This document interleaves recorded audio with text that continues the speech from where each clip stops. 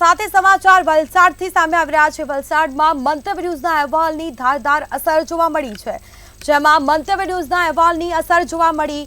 તલવારથી cake કાપી અને જન્મદિવસની ઉજવણી કરી હતી, જેમાં જોરાવાસણ ગામના ત્રિપેશ પટેલે કેક કાપી હતી।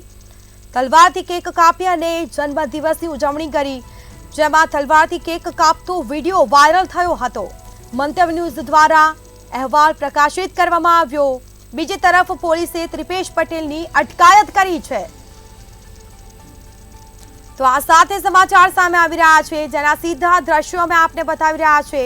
તો વલસાડમાં મંતવ્ય ન્યૂઝના અહેવાલની ધારદાર અસર જોવા મળી છે। તલવારથી કેક કાપતા યુવકની અટકાયત કરવામાં આવી છે।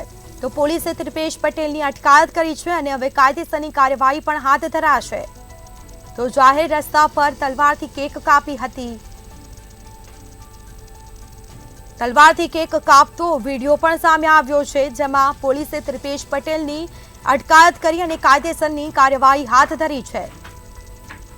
તો વધુ વિગતો સાથે સંવાદદાતા મયુર જોશી ફોન લાઈન પર જોડાઈ ગયા છે। જી, વલસાડમાં મંતવ્ય ન્યૂઝના અહેવાલની ધારદાર અસર જોવા મળી છે। તલવારથી કેક કાપતા યુવકની પોલીસે અટકાયત કરી, શું માહિતી?